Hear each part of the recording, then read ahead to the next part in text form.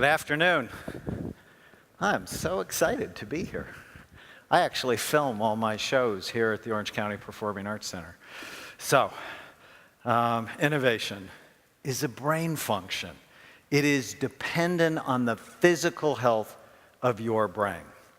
So did you know, obviously, your brain's involved in everything you do. How you think, how you feel, how you act, how you get along with other people. At the Amen Clinics, we've looked at over 63,000 brain scans over the last 20 years, and it is very clear to me that your brain is the organ of judgment, personality, character, and innovation. And when your brain works right, you work right.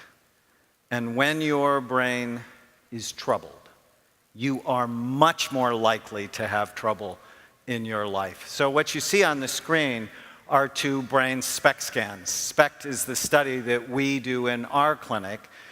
It's a very sophisticated brain imaging study that looks at blood flow and activity patterns. It looks at how your brain works. And it basically shows us three things: areas of the brain that work well, areas of the brain that are low in activity, and areas of the brain that are high in activity. So good activity, too little or too much, and then our job becomes balancing it. The image on your left is a healthy scan. It shows full, even, symmetrical activity. The color doesn't mean anything, it's the shape.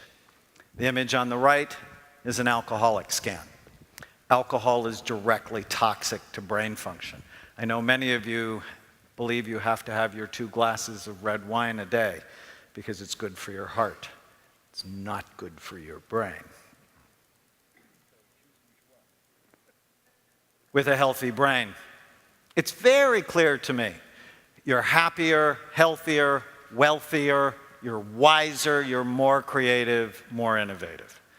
When your brain is not healthy, for whatever reason, you had a brain injury, you have a terrible diet, you live in a toxic environment, you're sadder, sicker, poorer, not as smart, you're more rigid, and you're inflexible, which is the opposite of innovation. I've said this tens of thousands of times, and it always blows me away. Your brain is the most complicated organ in the universe.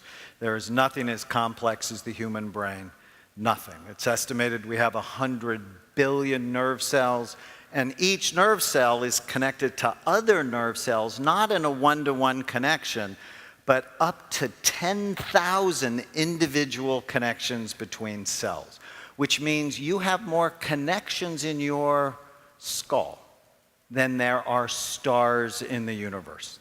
Information in your brain travels at about 268 miles an hour, unless, of course, you're drunk. And even though your brain is only 2% of your body's weight, it uses 20 to 30% of the calories that you consume. So of the breakfast you had this morning or the lunch you had this afternoon, almost a third of it goes to feed 2% of your body's weight.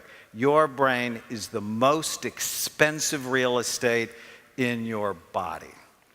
On average, you lose 85,000 brain cells a day.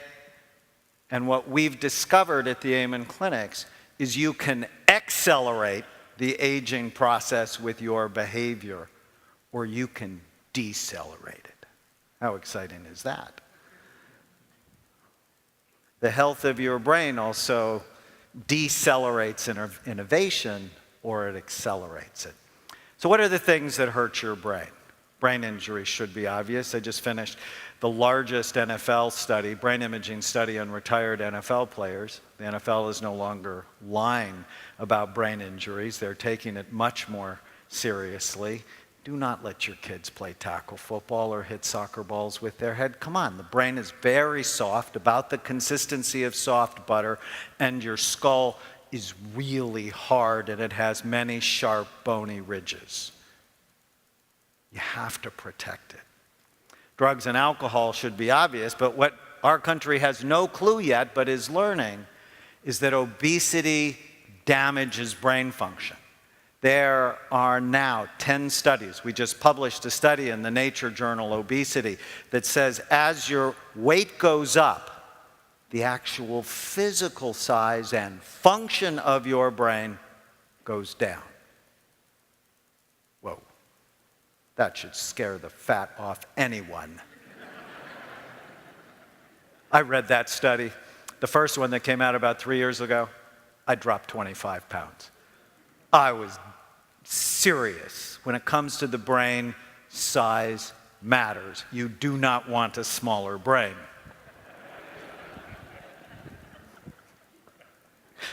Smoking constricts blood flow to the brain. Like it prematurely ages your skin, it prematurely ages the brain. High blood pressure, as your blood pressure goes up, the blood flow to your brain goes down.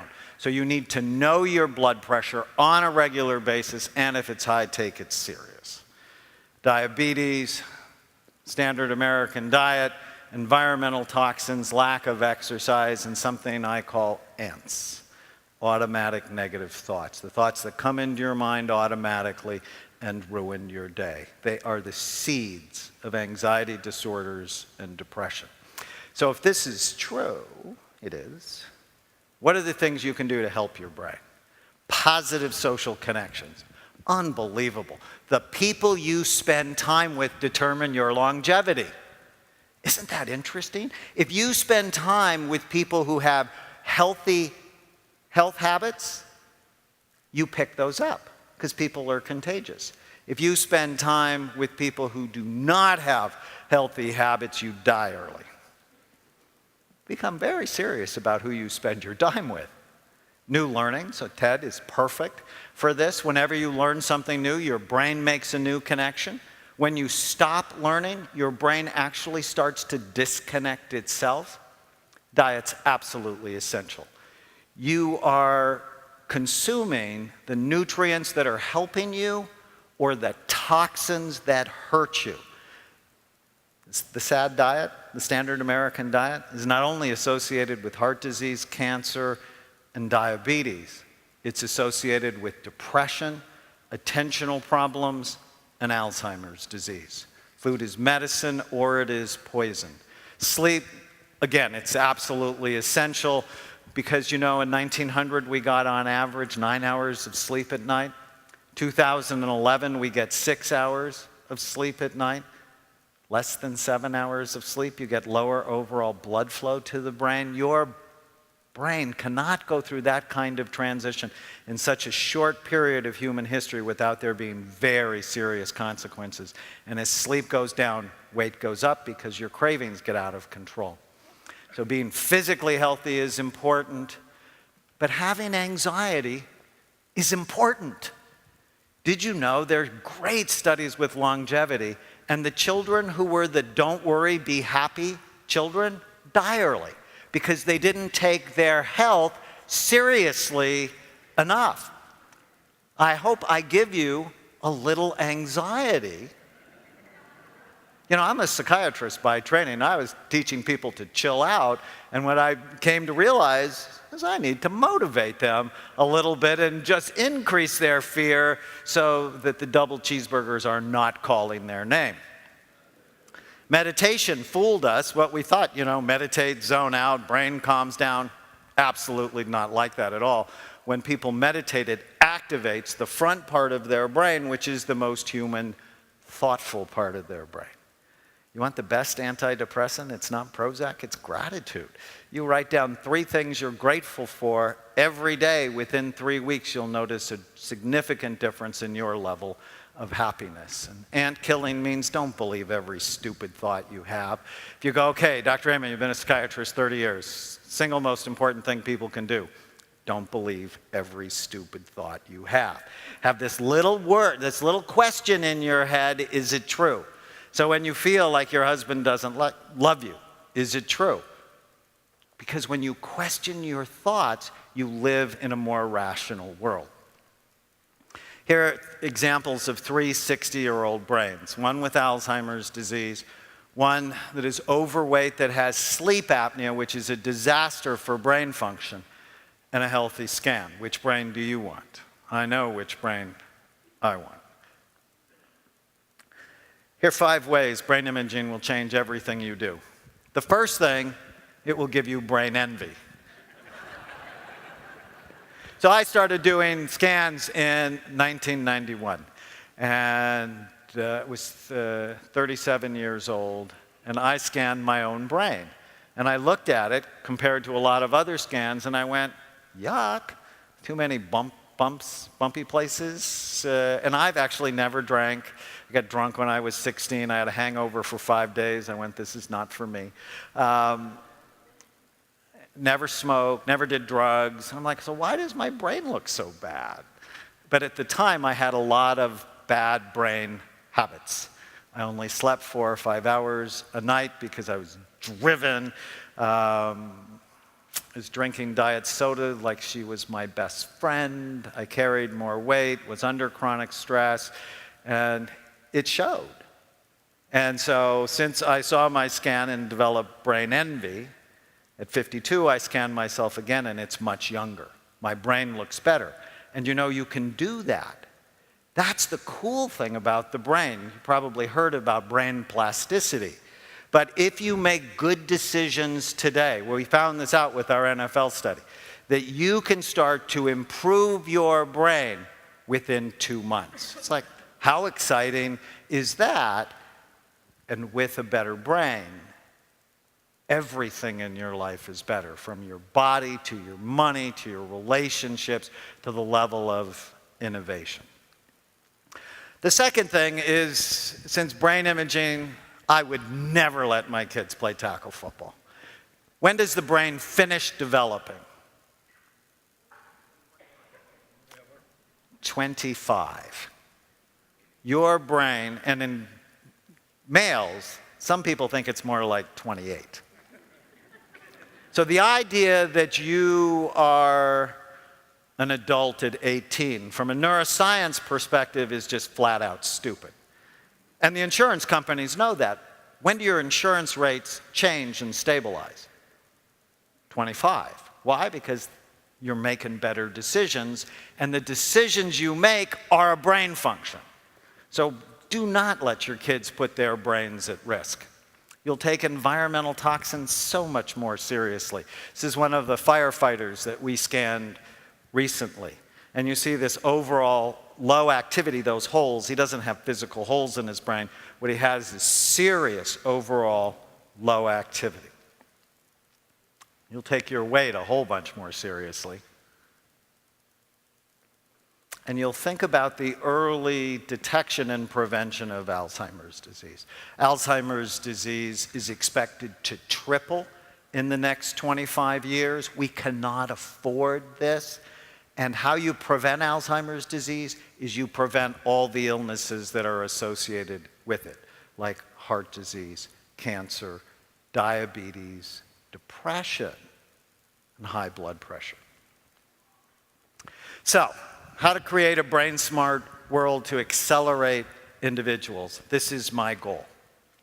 And we see individuals and families at the Amen clinics, but we're very interested in schools, in churches, businesses, and communities. And I love this. Andy came to see me about 4 months ago. First time about 10 years ago, when he was 53, and his brain just looked awful. And I got him to buy into the program of brain health, and this is what his brain looked like 10 years later. Isn't that cool? But I want to talk about getting systems involved. So I was working on my new show, and while I was working on my show, I went to church. And my wife said she'd drop Chloe off, our 7-year-old, to children's church, and I would go save us seats. And it's at a very large church nearby, and it's not Saddleback. And as I walked into church, I passed 500 donuts for sale. And I was just irritated. And then I walked by bacon and sausage cooking on the grill, and I'm furious. And right before I go into the sanctuary, they're cooking hundreds of hot dogs for something after church. And as I sat down in the sanctuary, the minister started talking about the ice cream festival they had the night before. And I'm nearly psychotic at this point. And when my wife found me, I was typing on my phone, which she hates. And she gave me that look that only your wife can give you that said, "Why the hell are you on this thing in church?" And I showed her what I was writing. Go to church, get donuts, sausage, bacon, hot dogs, ice cream. They have no idea. They're sending people to heaven early. It's like not the plan. And I have no idea what the minister said the rest of that service. I just sat there praying that God would use me to change churches. Because this isn't the plan. No lie. 2 weeks later, Rick Warren calls me. He said, "Dr. Amen, we're doing this program called Decade of Destiny in the next 10 years at Saddleback. I want to get the congregation and myself healthy. Will you help me?" And I'm like, oh my God, God was paying attention. Often in my life, I don't feel like that, but I'm so excited. And so we have put together a program called the Daniel Plan, God's Prescription for Your Health, to the 30,000 members at Saddleback. And we give them the opportunity to sign up for the research part of the program. We now have nearly 15,000 people in our research study. Saddleback, as we develop the Daniel Plan, is connected to 400,000 churches around the world. Next year, after we beta test it this year, we're going to export it. I couldn't be more excited about this. And we deliver the content through small groups. Why? Because people get well in groups. They get well as families. They get well in support groups. And after 3 months, the church has already lost 160,000 pounds. People report improved energy, focus, creativity, sleep, mood, reductions in asthma, stress, blood pressure, blood sugars, and many medications. We have our own Daniel Plan menu, and I have my challenges. I am still trying to get them to kill the donuts at church. You might pray for me. I couldn't be more excited to be part of what has the potential to change the world from the church up. But you know, it also needs to happen from the school up. The food they serve your children is a scandal, and research suggests that it actually increases attentional and behavior problems. There's 3 studies now in the journal Lancet that said put kids on an elimination diet, which basically means eliminate all the crap in their diet. And within 3 months, 73% of them show greater than a 50% reduction in their symptoms. This isn't hard. We need to change our society, though, from businesses up, from hospitals up. I went and visited my aunt in the hospital. I said, I have to get you out of here. The food is going to kill you. Brain health and innovation are intimately connected. Please help me create a brain-healthy world. Thank you.